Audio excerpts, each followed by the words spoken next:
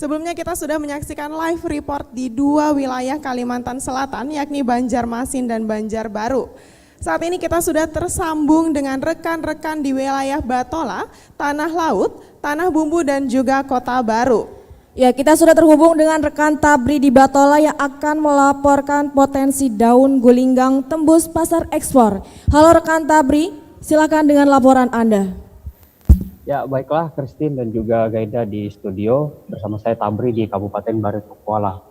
Ya, Kabupaten Barito Kuala sendiri selain dikenal sebagai lumbung pangan dan penghasil jeruk di Kalimantan Selatan, Batola memiliki potensi lain yang cukup dilirik dari mancanegara, yaitu daun gulinggang.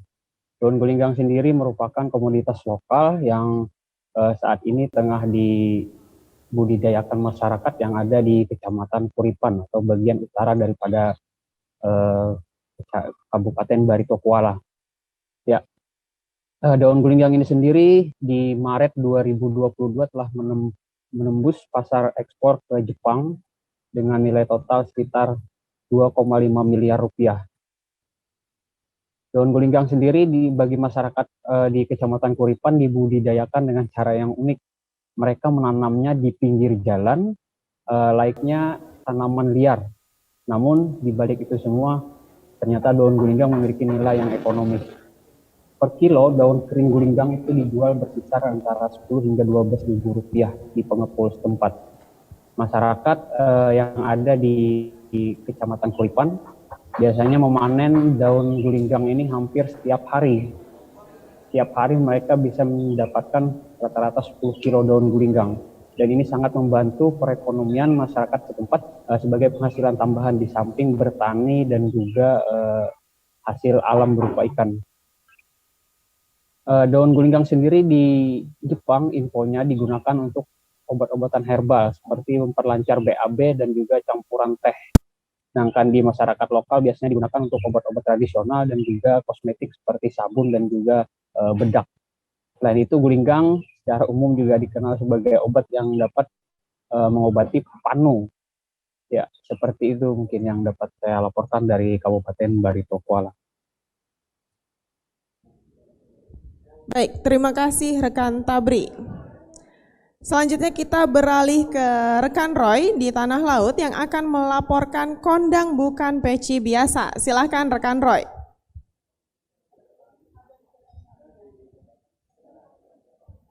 Halo rekan Roy. Rekan Roy, apakah bisa bergabung? Baik, terima kasih rekan Juli dan Gaida. Selamat pagi Sobat Bipos dimanapun berada. Kabupaten Tanah Laut saat ini memiliki produk unggulan yaitu peci khas yang dinamai kondang, singkatan dari kopiah tuntung pandang. Saat ini saya berada di gedung Dekranasda Tanah Laut di kawasan Jalan Ahmad Yani, Kota Pelihari, yang menjadi salah satu etalase beragam produk IKM Tanah Laut, diantaranya kondang. Peci berbahan kain sasirangan ini diproduksi oleh industri kecil dan menengah di Tanah Laut. Harga per unitnya dilepas ke pasaran seharga Rp150.000. Masih cukup terjangkau tentunya. IKM yang memproduksi kondang hingga sekarang telah tercatat sebanyak 28 IKM yang tersebar di seluruh kecamatan. Serapan tenaga kerja juga lumayan banyak karena tiap IKM sedikitnya mempekerjakan sekitar 4 orang. Pada penghujung tahun 2021 lalu, Bupati Tanah Laut Haji Muhammad Sukamta secara resmi melaunchingnya di Balerung Tuntung Pandang dalam sebuah acara fenomenal yang berlangsung sangat meriah. Selanjutnya, sebagai bentuk dukungan penuh, Bupati mewajibkan seluruh pegawai laki-laki untuk membelinya dan dipakai tiap hari Kamis, melengkapi seragam sasirangan yang dikenakan. Kondang bukanlah peci biasa, tapi syarat makna. Rajutan ikatan di bagian belakang membentuk dua pola. Pertama, huruf hijaiyah, yakni lam jalalah, yang meneguhkan religiusitas Kabupaten Tanah Laut, dan kedua, mewujud kepala kijang yang merupakan satwa ikonik bumi tuntung pandang. Serapan pasar terhadap kondang pun juga cukup tinggi, setidaknya hingga saat ini telah terjual sekitar 1.000 unit. Tak cuma terserap di sejumlah daerah di Kalimantan Selatan, tapi juga ke sejumlah daerah di Indonesia. Demikian laporan produk unggulan kekinian dari Kabupaten Tanah Laut. Banjarmasin Pos melangkah lebih tinggi. Terima kasih rekan Roy untuk laporannya. Kita beralih ke Tanah Bumbu, ada Yayat di sana yang akan melaporkan potensi wisata Masjid Apung Pagatan. Silakan rekan Yayat.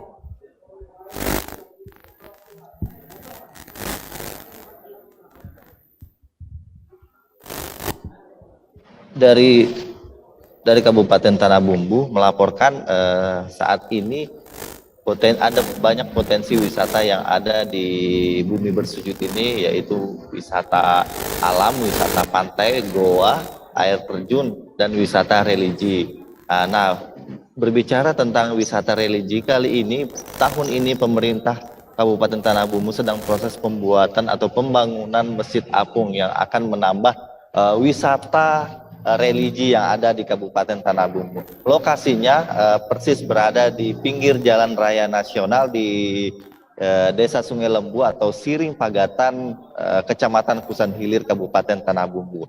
Tahun pertama di 2021 telah selesai dibangun pondasinya, dan tahun ini proses bangunan utamanya berupa lantai pertama dan lantai kedua, dan ini diperkirakan selesai sekitar tahun 2023. Jadi sebelum akhir tahun 2023 Masjid Apung ini akan selesai dibangun, dan ini akan menambah peningkatan pendapatan daerah yang ada di Kabupaten Tanah Bumbu. Mengapa demikian? Karena selain wisata religi ini juga berada di kawasan Siring Pagatan. Di wisata Siring Pagatan ini lokasinya persis ada pantai, dan ada banyak wisata kuliner dan banyak jajanan di tempat ini seperti pentol ikan dan pisang gapit. Dan ini juga seiring dengan program Bupati Tanah Bumbu mewujudkan Tanah Bumbu menjadi Serambi Madinah, program bersujud menuju Serambi Madinah. Jadi ini kabupaten membuat atau menginginkan, Bupati Tanah Bumbu menginginkan daerah ini menjadi wisata religi, sehingga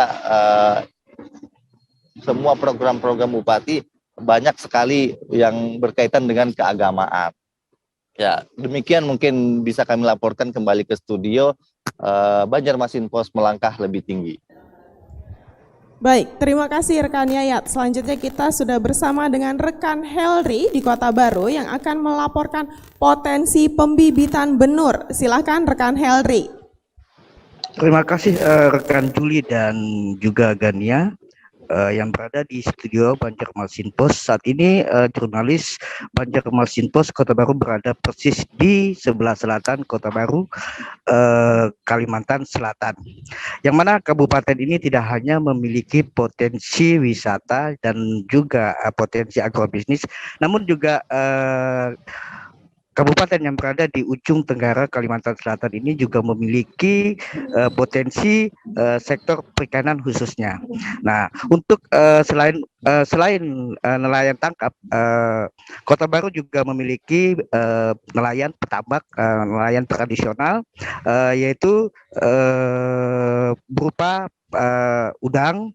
Untuk itu memenuhi kebutuhan petambak, pemerintah daerah melalui Balai Benih dan Kesehatan Ikan telah melakukan pembibitan atau peneluran di Balai Benih dan Ikan, yang mana berdasarkan dengan penuturan dari pengelola bahwa untuk indukan udang itu didapat dari nelayan, kemudian ditelurkan dalam proses selama 20 hari, kemudian udang jenis windu ini dijual untuk kebutuhan petambak.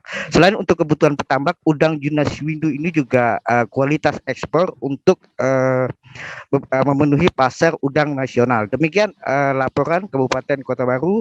Kembali ke studio Banjarmasin Post melangkah lebih tinggi.